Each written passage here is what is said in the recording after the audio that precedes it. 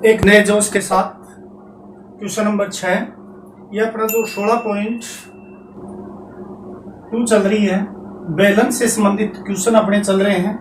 Question number 6 की अपन चर्चा करते हैं। तो अपने को दिया है बेलन का वक्र पृष्ठीय क्षेत्रफल और बेलन की ऊंचाई। तो मैंने बताया था कि सबसे पहले अपन आकृति देखते हैं कि किस प्रकार की ये आकृति है, बेलनाकार। अब बेलन से संबंधित क्वेश्चन है तो बेलन से संबंधित क्वेश्चनों में अपने को आर और एच की आवश्यकता है। अब देखेंगे कि क्वेश्चन में ये आर और एच है या नहीं है। जो चीज अपने पास नहीं है उसका मान अपन सबसे पहले पता करेंगे, उसके बाद में अपने को क्या क्या करना है उसके ऊपर अपन गौर करेंगे। तो देखो, अगर इस क्वेश्चन की जब बात करते हैं तो एच का मान अपने पास दिया हुआ है 15। आर की जब चर्चा करें तो आर की का मान अपने को नहीं दिया गया है। आर की जगह अपने को ये एक समीकरण दे दिया, क्योंकि एक लुप्त संख्या है तो एक समीकरण की आवश्यकता है। तो अपना सबसे पहला काम क्वेश्चन को हल करने के लिए सबसे फर्स्ट में अपन त्रिज्या का मान पता करेंगे। तो देखो, प्रश्नानुसार माना बेलन की त्रिज्या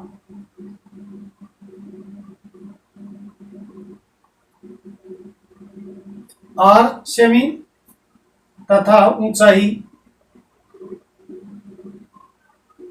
एच सेमी है। वो तो हम जानते हैं ये जो आपका हिंदी कथन है इसको गणितीय कथन में लेंगे। बेलन का वक्र पृष्ठीय क्षेत्रफल, तो बेलन का जो वक्र पृष्ठीय क्षेत्रफल होता है तो अपन लिखेंगे बेलन का वक्र पृष्ठीय क्षेत्रफल। क्या सूत्र होता है? तो देखो, याद करो, दिमाग में लाओ, क्या सूत्र होता है? 2 पाई आर एच। अब जो बेलन का वक्र पृष्ठीय क्षेत्रफल है वो 2 पाई आर एच होता है। 2 पाई आर एच की जगह अपने को कितना दिया है? 660। तो 2 पाई आर एच बराबर 660। अपने को किसका मान निकालना है? आर का, क्योंकि एच का मान तो अपने पास अवेलेबल है। तो आर को एक तरफ और बाकी संख्याओं को एक तरफ। तो आर बराबर 660 अपॉन 2 पाई एच। अब मान रखेंगे 660 बटे 2 गुणा 22 बटे 7 और एच का मान कितना है? 15। अब ये 7 कहां से ले जाएंगे ऊपर और क्या स्टेप बन जाएगी? 660 अपॉन इंटू 15 और ये इंटू 7। अब जो संख्याएं कटती है उनको काटेंगे। देखो, 22 3 66 और 0 30 हो गए। 15 दूनी 30 और 2 से 2 कट गई। तो आर का मान कितना आया? 7 से।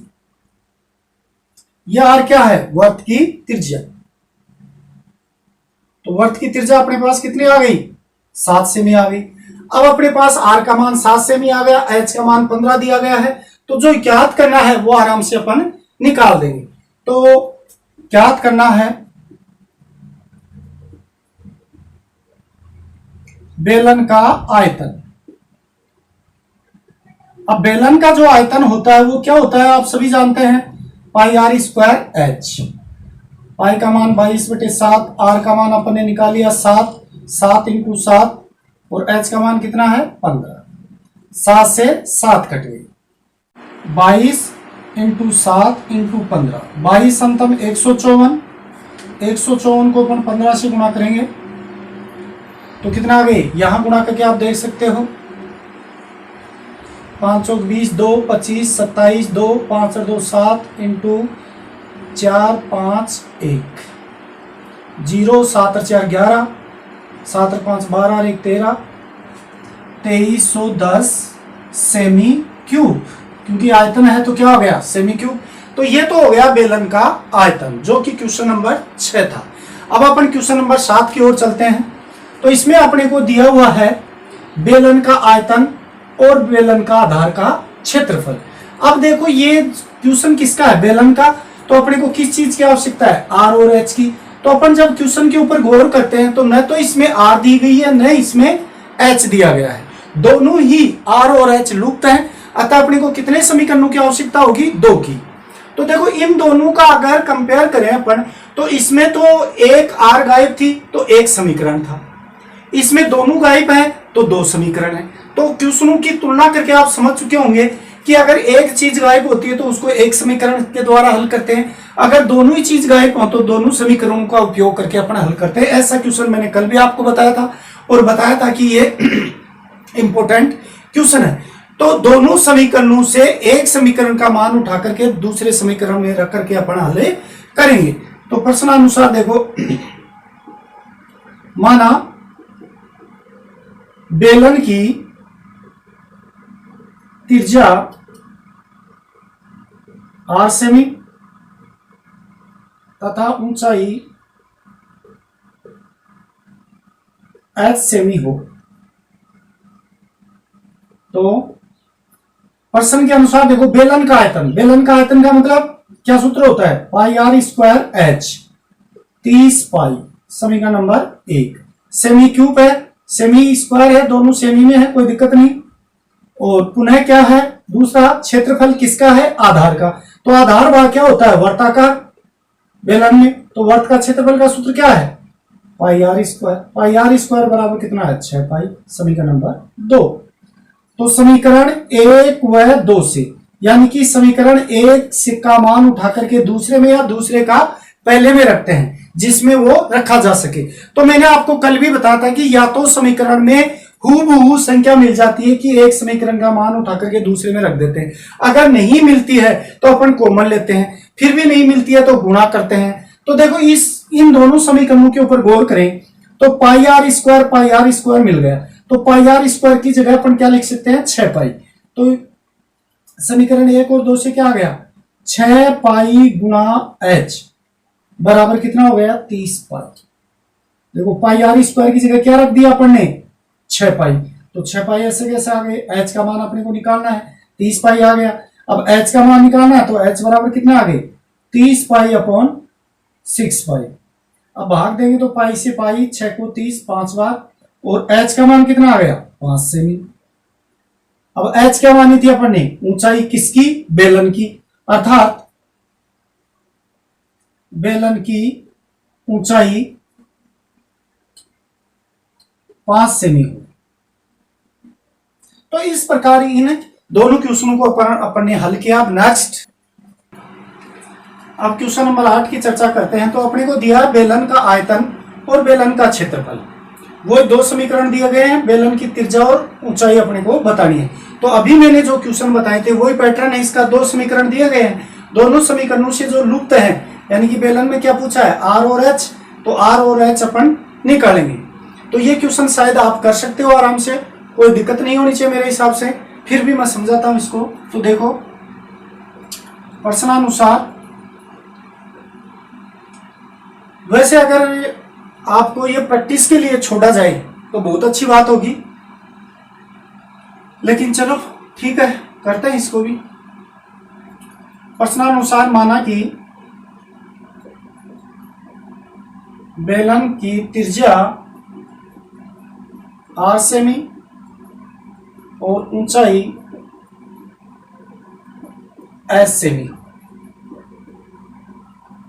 अतः प्रश्नानुसार बेलन का आयतन, आयतन का सूत्र क्या होता है, पाई आर स्क्वायर एच 1650, समीकरण नंबर 1।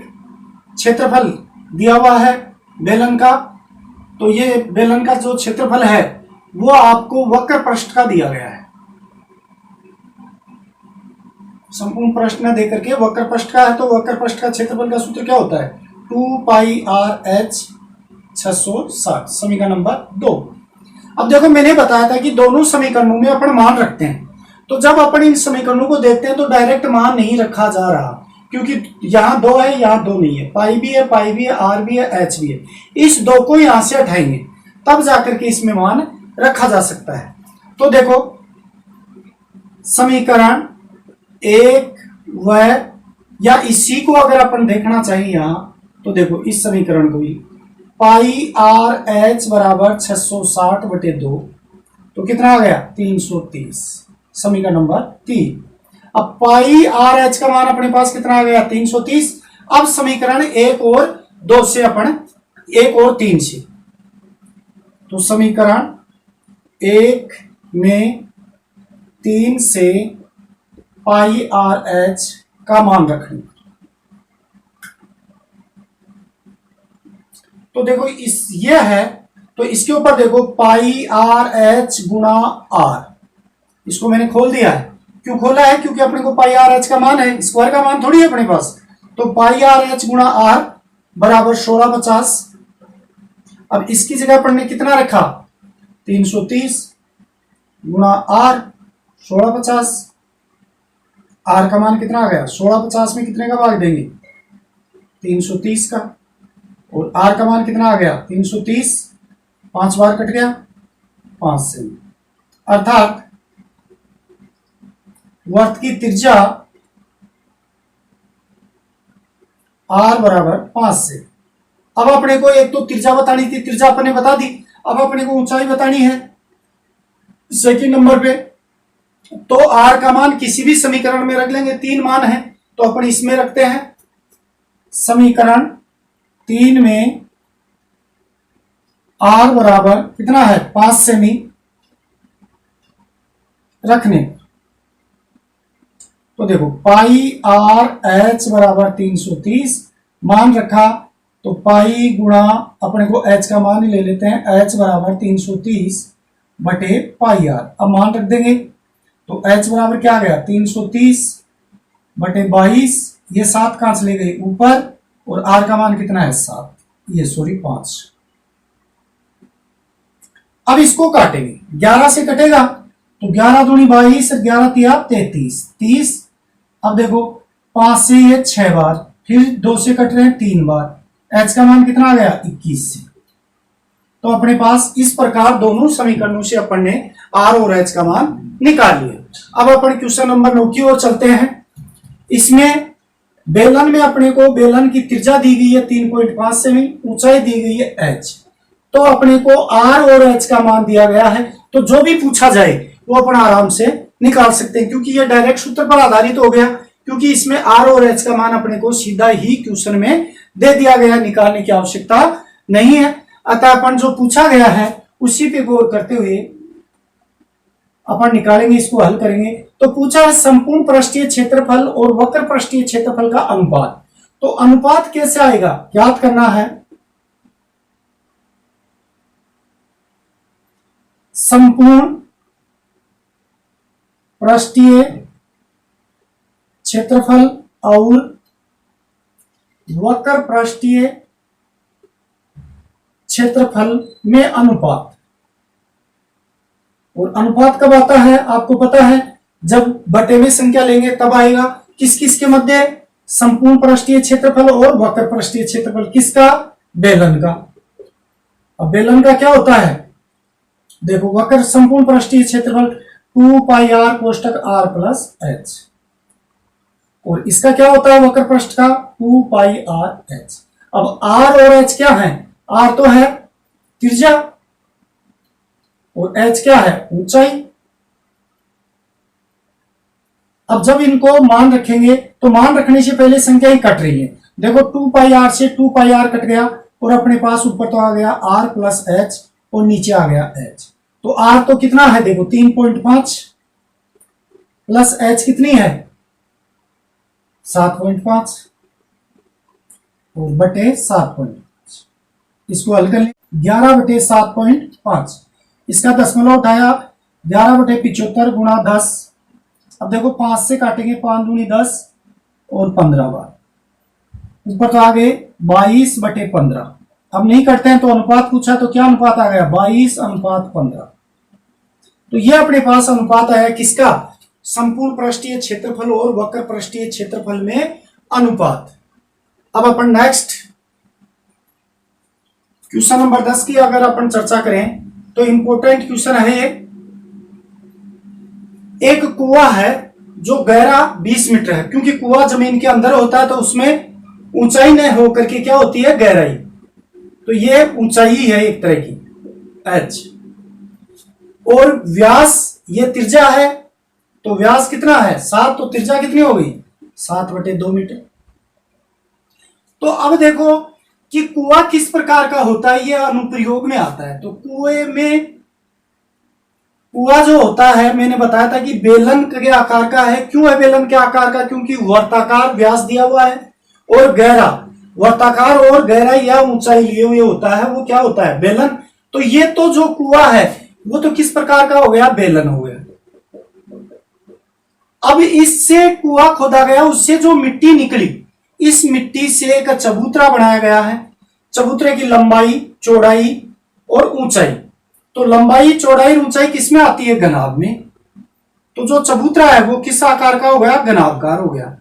तो इससे क्वेश्चन से क्या प्रतीत हो रहा है कि बेलन से क्या बना दिया गया? घनाभ बना दिया गया। एक तरीका अगर अपन सोचे तो जो बेलनाकार आकृति है उससे कौन सी आकृति बना दी? घनाभकार। तो मैंने बताया था कि अगर किसी एक आकृति से कोई दूसरी आकृति रूप परिवर्तन हो जाए, रूप परिवर्तन कर दिया जाए, तो रूप परिवर्तन में दोनों का आयतन आपस में बराबर कर देते हैं, तो वो क्वेश्चन हल हो जाता है और इकाई आपस में बराबर करते हैं। तो देखो मीटर मीटर मीटर मीटर, कोई दिक्कत नहीं है। बेलन से क्या बन गया? घनाभ। अब बेलन और घनाभ का क्वेश्चन में कोई जिक्र नहीं है, क्वेश्चन में है कुआं और चबूतरा। तो कुएं से क्या बना दिया? चबूतरा। तो अपन इसको याद करने के लिए क्या लिखेंगे? प्रश्नानुसार कुएं से निकली मिट्टी का आयतन, मिट्टी का आयतन बराबर किसके होगा? चबूतरे का आयतन।